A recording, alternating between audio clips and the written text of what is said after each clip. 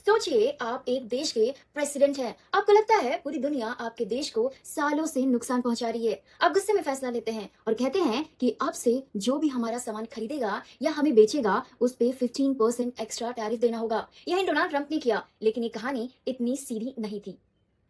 Trump ने पहले emergency law का इस्तेमाल करके पूरी दुनिया पे टैरिफ्स लगा दिए। कहा अमेरिका फर्स्ट। फिर एक दिन यूएस सुप्रीम कोर्ट ने कहा रुकिए, प्रेसिडेंट अकेले इतना बड़ा फैसला नहीं ले सकता। यानी कोर्ट ने ट्रंप के बड़े टैरिफ्स को इलीगल बता दिया।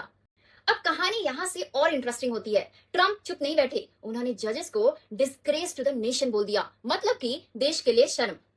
और कुछ ही घंटों बाद उन्होंने नया एग्जीक्यूटिव ऑर्डर साइन कर दिया। इस बार दूसरे कानून के तहत पहले 10% ग्लोबल टैरिफ, फिर अगले दिन उसे बढ़ा के 15% कर दिया। ट्रंप ने कहा दुनिया ने हमें डिकेड्स तक रिप ऑफ किया है, अब अमेरिका डिफेंड करेगा। यानी कोर्ट ने एक दरवाजा बंद किया और व्हाइट हाउस ने दूसरा खोल लिया।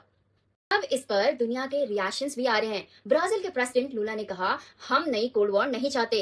फ्रांस के प्रेसिडेंट मैक्रोन बोले डेमोक्रेसी में चेक्स और बैलेंसेस जरूरी हैं। इंडिया, साउथ कोरिया और इंडोनेशिया सब वेट एंड वॉच मोड पे हैं। कोई तुरंत रिएक्शन नहीं, लेकिन सब समझ रहे हैं गेम बदल रहा है।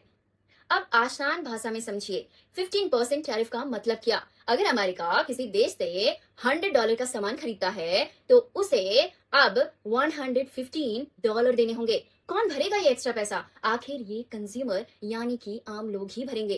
कंपनीज की कॉस्ट बढ़ेगी, प्रोडक्ट्स महंगे होंगे, ग्लोबल सप्लाई चेन डिस्टर्ब होगी।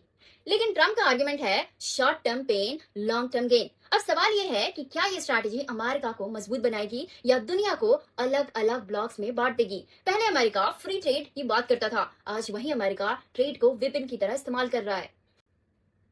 तो असली मुद्दा है क्या? ये सिर्फ टैरिफ का मुद्दा नहीं है, ये पावर का मुद्दा है। प्रेसिडेंट बनाम सुप्रीम कोर्ट का मुद्दा है, अमेरिका बनाम ग्लोबल सिस्टम का मुद्दा है। तो आप क्या सोचते हैं, क्या ये स्ट्रॉन्ग लीडरशिप है या ग्लोबल रिस्क? अगर आप चाहते हैं ग्लोबल पॉलिटिक्स की बड़ी खबरें सिंपल और क्लियर तरीके से समझना तो फॉलो जरूर कीजिएगा। Thank you.